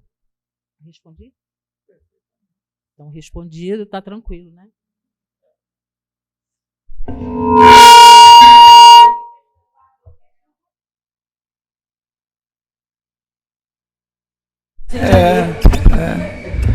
Então, se não há mais perguntas, vamos dar por encerrada a mesa. Ricardo, tem uma pergunta aí.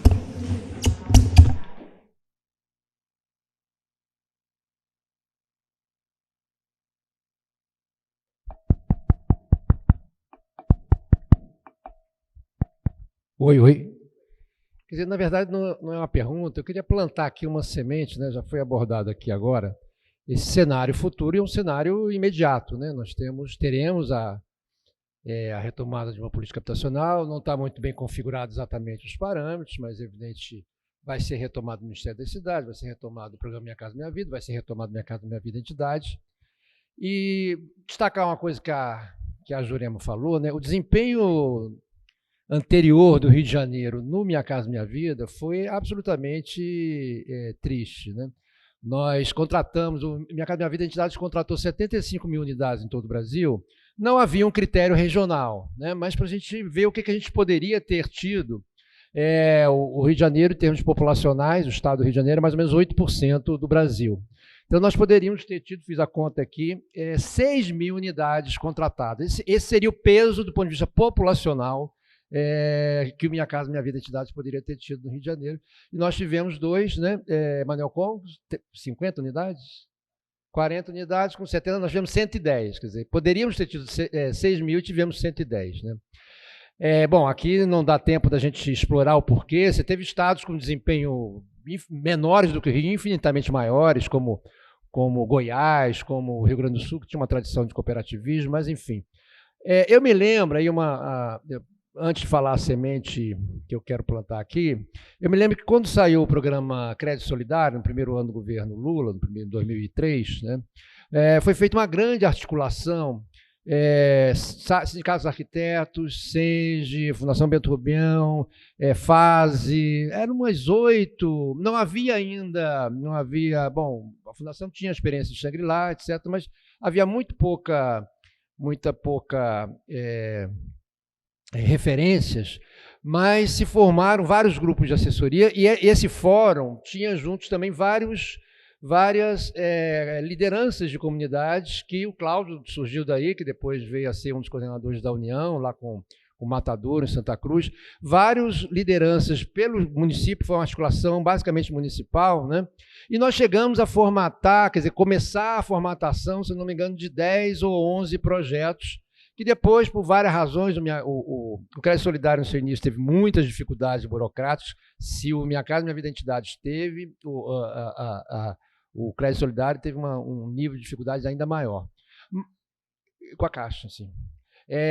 Não, com a própria formatação do programa, ele exigia Serasa, ele exigia coisas que a gente foi conseguindo melhorar naquele início. Isso causou, desses 10 ou 11 projetos, seu nome tinha um pessoal da Maré, um projeto super interessante, que era a revitalização de um prédio da Maré, não me lembro qual. Eu acho que desse, o único que vingou foi o Esperança, de Jacarepaguá. Enfim, O que eu prego é que eu acho que a gente viu o CAL pode desempenhar um papel aí, a gente já começar agora, de forma de curto prazo, uma articulação, né, de assessorias, de escritórios de arquitetura, né, de sindicatos e CENs, de SARGES, porque às vezes eles podem não desempenhar um papel de assessoria, mas pode desempenhar um papel político, né? E algumas lideranças começar a criar uma incubadora de projetos, vamos chamar assim, né? Uma incubadora de projetos para a gente essas construções não são rápidas, elas são lentas, né?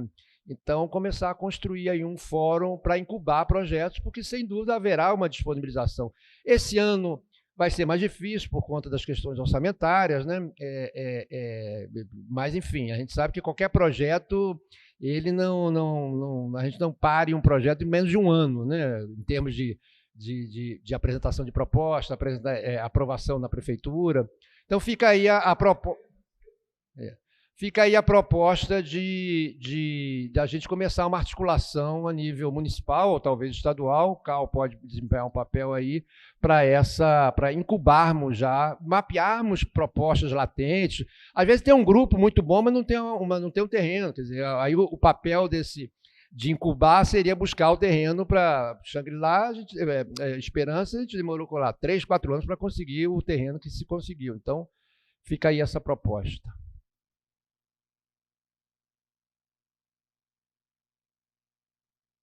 Boa tarde, está funcionando? Então, a minha pergunta é para vocês, para as meninas da UFRJ. Meu nome é Luísa. Eu queria reforçar a sua pergunta, porque eu gostei muito e eu acho que vocês não falaram sobre essa integração de talvez alunos de outras universidades de arquitetura participarem também desses processos que rolam dentro da UFRJ. Era essa a pergunta. É porque eu acho que... tá funcionando. Achei que não estava funcionando.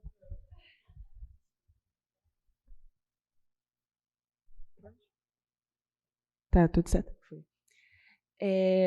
Eu acho que a gente tem mesmo uma dificuldade de comunicação, mas a gente tem meios de resolver isso. Eu acho que a FENEA é um mecanismo muito, muito grande, assim. Eles fazem esse trabalho de mapeamento, então possibilitam bastante essa comunicação, né, entre escritórios modelos. E a divulgação para os próprios alunos, né? A FENEA, atualmente, ela está com um trabalho de divulgação dentro das universidades, porque muitas vezes os alunos estão inseridos e não sabem o que é o escritório modelo, não sabem o que é a FENEA. Então, isso é muito importante, né, da gente pautar. Eu acho que trabalhar junto, né, imagina, 2 escritórios modelos trabalhando junto em uma frente de trabalho seria incrível. E a gente não é avesso a isso, muito pelo contrário, mas tem uma dificuldade que é de organização mesmo, sabe? De encontros, às vezes, e eu queria ressaltar uma coisa que vocês comentaram, que foi a questão dos escritórios modelos dentro das universidades particulares. Não sei muito bem como funciona, particularmente. Tive pouco contato, às vezes uma roda de conversa, eu acho que a gente estava com o Rizoma em uma roda de conversa que a gente fez durante o período da pandemia, né? E aí cada um contou sobre seu trabalho. Mas dentro da UFRJ, pelo menos na nossa experiência, vocês falaram bastante sobre, para aprovar coisas dentro da universidade é muito difícil, porque você precisa mandar, a burocracia é muito grande, né? Na UFRJ, a gente tem alguns problemas desse sentido, então, alguns problemas com o sistema, muitas vezes a gente tem que atualizar tudo, e aí... o Abricó, particularmente, a gente faz esse trabalho de atualização, então a gente redige todas as coisas que tangem o coletivo e mandam para o orientador e ele revisa e auxilia a gente na inserção disso na plataforma. Mas, por exemplo, deslocamentos. Se a gente vai na comunidade fazer um levantamento. Isso tudo fica a cargo do aluno individualmente. E... de certo modo, a gente não tem essa interferência da universidade, né? O que torna essas movimentações muito mais rápidas. A gente não precisa de aprovação de um departamento, falar com outro. Isso tudo é muito mais fluido. Só que, de outro modo também, nem todos os alunos podem custear essas locomoções. E aí a gente depende muito de bolsas de auxílio, né? Na FAU-FRJ, a gente tem alguns editais que a gente consegue pedir as bolsas. Então, o Abricó hoje ele é contemplado com 3 bolsas Profex, só que a gente conta... Profex é uma bolsa interna da UFRJ para ações de extensão. Mas, assim, são 3 bolsas. O máximo por extensão são 4. O Abricó tem 3. Só que a gente tem quantos membros? Muitos. A gente tem muitos. A gente, atualmente, eu acho que a gente está com 20 membros. Ah, tá. Para encerrar, né? Então, atualmente a gente está com 20 membros, então é muito difícil manter essas organizações. Então, a gente vai fazendo o que dá, né, acumulando editais assim, para poder custear certas coisas. E sobre as ações, eu acho a gente mantém uma rede de contato quando dá, com os escritórios para além, mas a gente já recebeu muito contato de alunos de outras universidades que queriam colar com a gente em algumas atividades. Nem sempre conseguia por conta da grade horária, muitas vezes não bate, mas a gente tentava e incentivava sempre a participação dessas pessoas. Então, eu acho que é uma questão de cada coletivo, assim, mas a gente está muito aberto a isso sempre. O Abricó sempre tenta manter esses contatos, né, com outras pessoas e fica o convite, se quiserem entrar em contato com a gente, saber de alguma coisa. A gente agradece assim, o espaço, né? E acho que é isso. Vou encerrar minha fala aqui.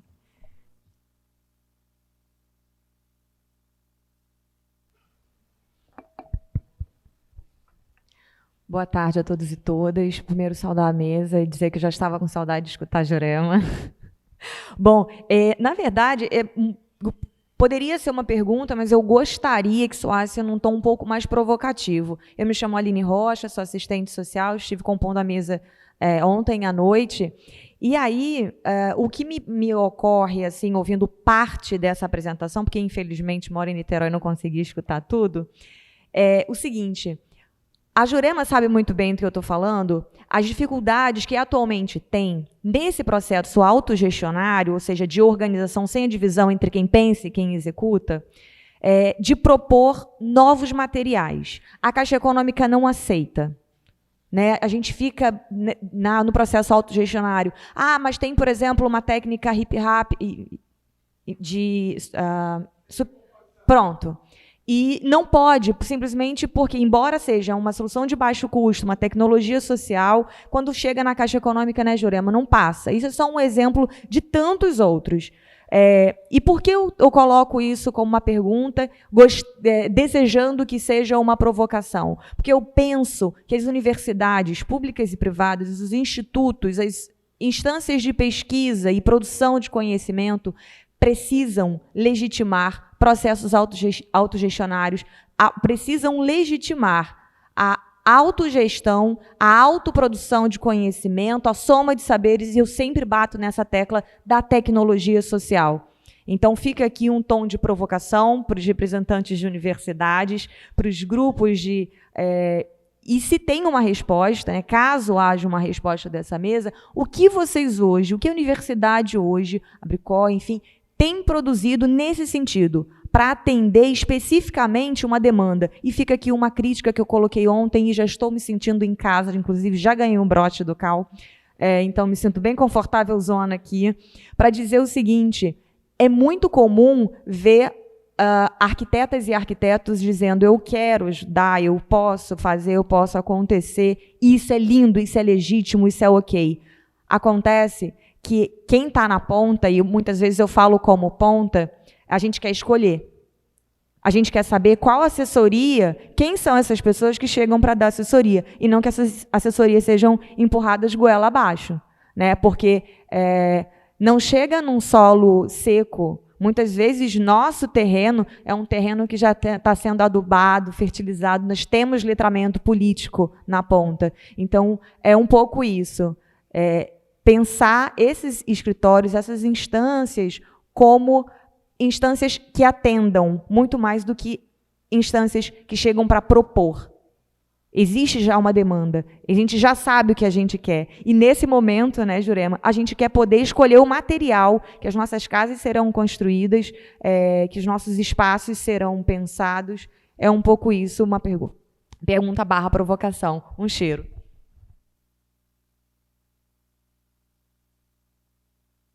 Bom, boa tarde. Boa tarde, mil desculpas, cheguei muito atrasada, mas fico muito feliz que a mesa está ali composta, muito bem representada, Jurema, pessoal da Bricó e Pablo. Eu sou Leslie Loreto, sou integrante da Comissão de Assistência Técnica para Habitação e Interesse Social dentro do CAL. Fico muito feliz de poder estar, mesmo atrasada, conseguir chegar nessa mesa e saber que já passaram por antes de mim falando tantas pessoas. Vou fazer também um pouquinho uma fala institucional, né, Jurema? Em determinado momento, a gente tinha pensado em fazer uma atividade que falasse só com escritórios modelos, aí o próprio Pablo falou, não, chama as entidades, é muito importante. E vamos também falar um pouco de por que a CATIS hoje em dia lança os editais de assistência técnica, que no fundo são uma intenção de reconhecer essa atuação dentro do direito à cidade das próprias entidades. Ela é voltada para as entidades sem fins lucrativos, né? E isso tem um peso muito importante, foi uma escolha política que foi feita em momentos anteriores, que a gente mantém até hoje, né? A gente poderia até lançar outro tipo de edital, premiações, mas a gente escolheu que fosse desse jeito. São valores pequenos, mas, ao mesmo tempo, são valores que, dentro de tudo que passou por desde 2018 até hoje, todas as entidades premiadas, foram experiências muito ricas. E, em geral, as entidades que nos procuram são entidades já consolidadas, que estão há anos de trajetória, aí, tanto que Shangri-La, enfim, que pleiteou um projeto específico para melhorias habitacionais, tem aí o seu legado histórico, né? O próprio Ricardo falou um pouquinho sobre isso, não só isso, o pessoal de Nova Holanda, enfim, vários outros projetos que surgiram, Pastoral de Favelas também. Então, a gente vê também nisso a importância que é o Conselho de Arquitetura olhar para esses protagonistas, para essas entidades que estão há anos lutando, que às vezes retornam, fazem avanços da sua antiga luta e conseguem, dessa maneira, com esse financiamento que é muito pequeno, mas conseguem avanços. Há uma luta muito grande, como o Ricardo disse, de que isso seja algo muito maior. Acho que é um papel do Conselho de Arquitetura lutar por essas políticas públicas, né? Conseguir, inclusive, transformá-las, né, Aline? Não é fácil essa transformação. A Aline falou algo de muito breve, que é muito importante também para a gente, né? Conseguir que as políticas públicas olhem para essas singularidades, tanto das organizações quanto da própria assistência técnica, né? Se a gente for olhar aqui, eu vou deixar outra provocação, né, Aline? A lei, que é muito importante, a 11.888, foi uma conquista importantíssima nesse sentido, mas ela grafa também uma visão, óbvio que eu estou dentro do conselho, que me beneficiou, porque é uma visão, de certa maneira, corporativista, mas ela aborda no campo profissional da arquitetura e da engenharia, quando a assessoria e assistência técnica, né, Jurema, é formada por uma gama de outros profissionais. São os advogados, assistentes sociais, geógrafos, enfim.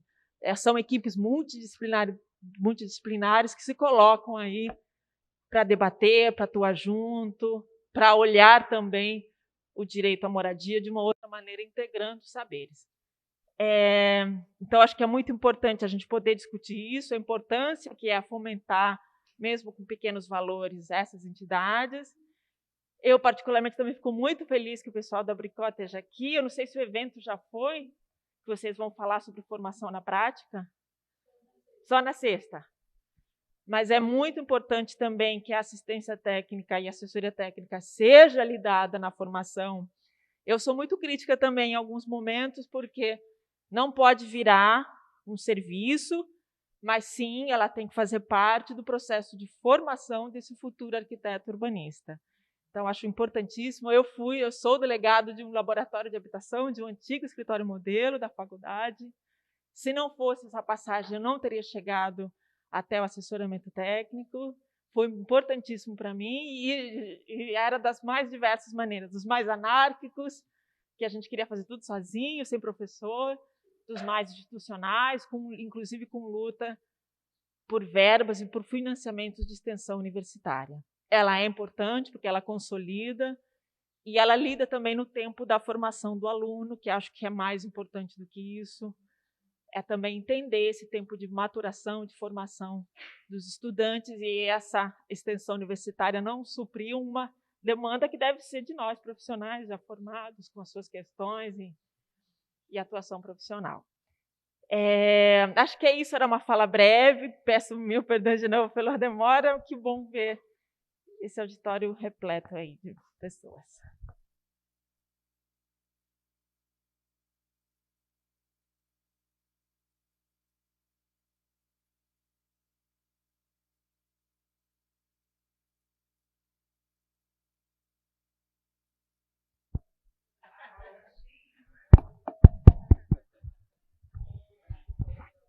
Pegando o gancho da colega que veio da provocação de recursos humanos, quando ela diz assim, acho lindo que outros arquitetos queiram participar, mas a gente quer escolher, eu acho que a gente cai na história da plataforma, que ela diz no início, que talvez ela não tenha se atentado, que é uma plataforma onde a gente possa se inscrever e vocês possam escolher.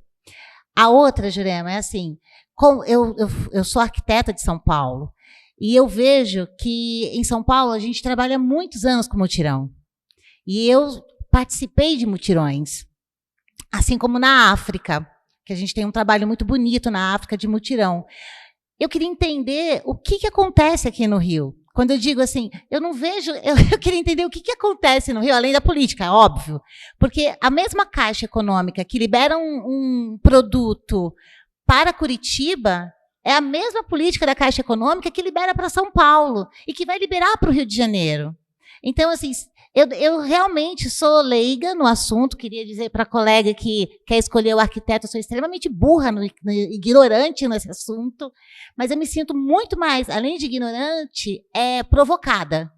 Porque eu vejo, assim, desde 1998, nós temos entregas de Minha Casa Minha Vida por mutirão em São Paulo. Isso eu estou falando do extremo leste de São Paulo. Eu não estou falando da parte bonita, né? Estou falando lá do fundo que a gente reclama sempre. É isso. Obrigada. Explico. Eu explico, sim, eu te ajudo. Assim, eu costumo também fazer essa pergunta, né? Quando você vai para São Paulo, você vê aquela vastidão de construção de moradia popular e o Rio de Janeiro não tem, né? Eu penso assim, não sei se é uma questão cultural do Rio de Janeiro, não sei se é uma questão dos governos passados do Rio de Janeiro, não sei se é assim. Exatamente. Quando você traz um programa Minha Casa Minha Vida, que você está dizendo lá no projeto, quando você escreve e manda, que, aliás, fazendo uma ressalva do Ricardo, né, que antes do Minha Casa Minha Vida era um crédito solitário, e aí eu não errei, não. A gente apelidou de solitário porque no Rio de Janeiro não decolou. Qual foi a estratégia do movimento? Vamos contratar o crédito solidário e vamos migrar para o Minha Casa Minha Vida, né? Aí a gente estava em Brasília e estava observando o movimento, né? Vimos que esse programa não nos atende. E aí tinha assim, N situações. Além de você ter que pagar o seguro antecipado, não sabia nem se ia ter a moradia, só estava pagando seguro. Seguro altíssimo. Aí tinha a questão de SPC e Serasa, que a gente teve um corte assim, radical no grupo. A gente o movimento acabou tendo um processo de exclusão dentro do programa, que é uma coisa que não era nossa. A gente começou a observar, mas vamos forçar uma barra de assinar esse bagulho aqui para a gente tentar ver o que a gente pode fazer no meio do caminho. Aí surge a estratégia de migrar para Minha Casa Minha Vida. Se eu não me engano, o Lucas deve saber desse processo, o Rio de Janeiro não, né? Rio de Janeiro, sim, acho que foi o primeiro que migrou do crédito solidário para Minha Casa Minha Vida, que foi o Pulo do Gato. Então, esse processo de mutirão é aquilo que eu falei, todo mundo olha a gente, assim, o carioca é preguiçoso, gosta de tudo pronto, né? Não tem força de vontade, parará pão duro, então isso virou uma coisa quase que cultural. Você hoje, quando fala, num processo de mutirão, quando você fala, olha, gente, o objetivo aqui é a gente construir as casas, as mulheres são as primeiras a se descabelar toda.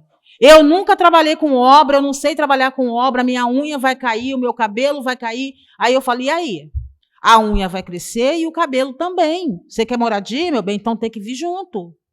Porque aí quando você põe na ponta do lápis que um valor do empreendimento Minha Casa Minha Vida da prefeitura foi 75 mil e o outro foi 48, você dizendo para ele que ele teve o direito de escolher o material, né? Escolher o material que ia colocar, claro que não é aquele material que nós gostaríamos de usar, mas só nisso aí as famílias já começam a pensar. Tem coisas que você tem que levar quase que na unha, de mostrar mesmo. Olha, tá vendo aqui? Quanto que ficou essa casa? Quando nós entregamos o projeto para a Caixa, nós entregamos sem varanda, tá? Sem varanda, porque o dinheiro não daria, e sem área de serviço. O muro era cerca verde. No meio do processo, a gente começou a mostrar para ele na ponta do lápis. Está vendo quanto que economizou aqui? Isso aqui já vai dar para colocar a varanda. Esse outro aqui vai dar para colocar uma telha, né, que a gente fala telha de barro. Esse outro recurso aqui dá para fazer o levantamento, fazer o telhado da sua área. Aí, com essa prática que os movimentos conseguem fazer bem, de mostrar na prática como é que acontece, você começa a reverter o processo. Mas, assim, a gente também tem medo de mostrar aquilo que dá certo.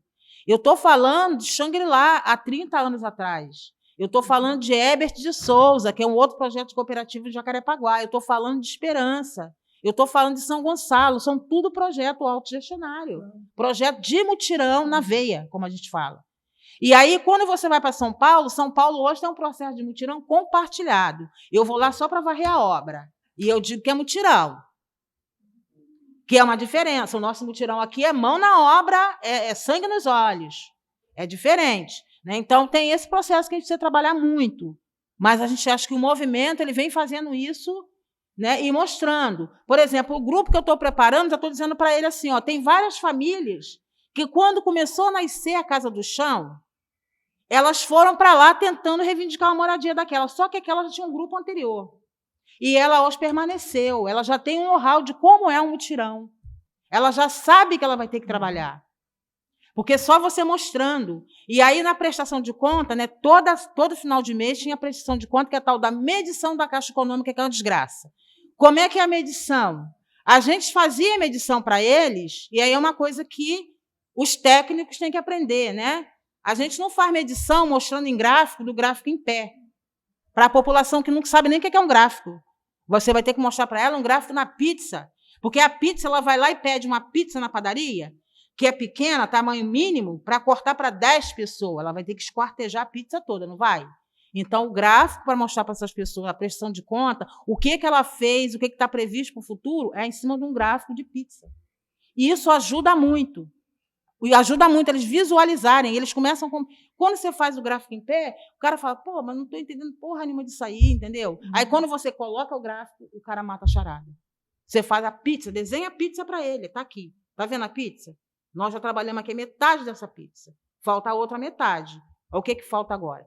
E aí, só para poder falar um pouco na questão da Dani, é assim, Dani, você toma a ideia que as coisas são tão complicadas, né, para a gente usar outras formas de material de construção, que, por exemplo, quando a gente começou a brigar muito com isso em Brasília, eles avaliaram todos os estados fazem frio de, sei lá, não sei quantos % abaixo. E aí, o que eles colocaram na regra? No Pará, que é um calor dos infernos, eles colocaram que ter aquecimento solar. Alguém perguntou se o Pará queria aquilo? Até porque é um calor danado. Então, tem umas coisas assim que a gente precisa mudar. É de estado para estado. É um pouco isso que o Ricardo colocou. A gente tem que trabalhar de acordo com a necessidade de cada estado. Então, isso tem que mudar. Mas é necessário que tenha prevenção. Por exemplo, no Grupo Esperança, que o Rio de Janeiro é calor também. Mas nós deixamos lá à espera. Não só para a coleta de água de chuva, como para o aquecimento solar daqui para frente, que ajuda na energia, entendeu? Então, tem vários mecanismos que a gente precisa trabalhar, mas que não é fácil a Caixa Econômica. Na época, para fazer uma casa modelo, para mostrar para as pessoas como seria um sistema de aquecimento solar, quem fez para a gente foi a Fiocruz. A Caixa Econômica não aceitou. Simplesmente assim. E tem outras coisas que a gente passa por cima e atropela eles igual o trator. né? Tem que atropelar, porque se você não atropela, também não rola. Também não rola. Então, medição, que a gente... Não que a gente burlava a medição, mas a gente esticava aquele barbante ali, aquela corda, até onde não dava mais, para poder medir a obra, para poder pagar. Dessa forma que a gente conseguiu construir. Por isso que eu falo que mutirão, organizado pelos movimentos, que sabe buscar ali, buscar aqui, a gente é estratégico, na hora que tem que ser, as coisas avançam. Né? Mas assim, é uma dor de cabeça dos infernos. Né? Porque quando você pega uma pessoa, um engenheiro da Caixa, que vai lá medir essa obra até o final, você começa a fazer a política da boa vizinhança, o cara começa a compreender o que você quer. Mas quando acontece, como aconteceu com a gente, no meio do caminho a mulher quebrou o pé. Ela já mandou uma outra pessoa que queria verificar todo o processo que a gente já tinha feito. Não sei se Ricardo lembra dessa fase, quando trocaram a pessoa que media a nossa obra. E ela começou a colocar situações que tinham para ser lá atrás, que já tinha sido paga.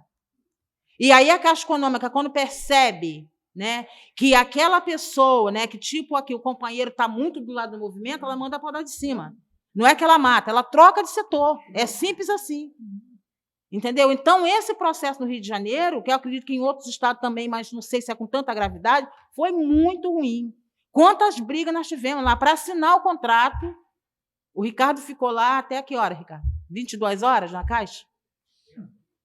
Assim, ó, chegando quentinho, ele assinando, porque ele simplesmente falou, não, nós não vamos assinar hoje. Eu falei, vai, vou botar as 70 famílias aqui. E aí alugamos um ônibus, liga de madrugada para todo mundo, acorda, amanhã tem que pegar o ônibus em tal lugar, e todo mundo para a Caixa. Porque já não tinha mais o que a gente fazer. Não tinha mais o que a Bento Rubião entregar, porque era a nossa entidade que estava lá, organizadora. Não tinha mais o que fazer. Não tinha mais nada para entregar. E eles ficavam criando, e jogando com a gente, na nossa insistência. Mas nós também não somos bobinhos, né? Não somos bobinhos, vamos para cima. Mas é isso. Não sei se eu respondi vocês aí.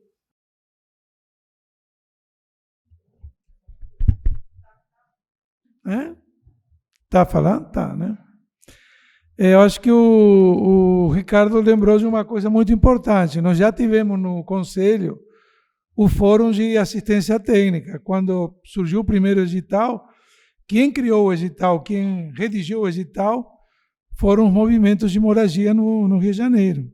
Movimentos de moradia, Defensoria Pública, universidades também. Então, essa articulação acho que é necessária e tem que ser retomada de fato. Nós estamos devendo isso, porque eu acho que esse ano de 2023 é um ano que é possível fazer esse acúmulo, é necessário fazer esse acúmulo. Veja, hoje em dia tem uma discussão no BNDES que vai fazer um master plan para alguns imóveis públicos do centro do Rio. Ora, não é possível pensar a habitação no centro do Rio? Claro que é. Então, nós podemos pensar essas questões, ou seja, criar uma articulação que consiga fazer contraproposta nesse sentido, né? E eu acho que é fundamental, assim, a grande diferença com São Paulo é que você teve sempre, mesmo não tendo política federal, você sempre teve políticas estaduais de habitação. Então, os movimentos de moradia, como é que ele se cria? Como é que se fortalece? Porque o que ele faz tem algum retorno. No Rio de Janeiro, é uma tristeza do ponto de vista estadual. Há bom, aqui, para você que está chegando, o chaguismo é um movimento político que até hoje se mantém, e é um movimento autoritário, cheio de caciques políticos, né? E a gente nunca conseguiu quebrar essa lógica. O MDB, depois os tucanos, etc., mesmo com viés mais à direita, mais à esquerda, mas sempre você teve uma possibilidade de continuidade no financiamento habitacional. E isso aqui não aconteceu. Não aconteceu. Então, assim, no Rio de Janeiro, há essa dificuldade adicional. E eu acho que o desafio lançado pelo Ricardo é importante, né? Nós temos que recriar o Fórum de Assistência Técnica e aproveitar 2023, de fato, para instrumentalizar para a gente poder entrar nesse campo de disputa. 2023 será um ano de elaboração de projetos, certamente. Então, acho que cabe a nós tentar fazer essa articulação. Dito isto, encerro, porque já são 3 minutos atrasados do final. Tá bom? Obrigado a vocês todos. Tá?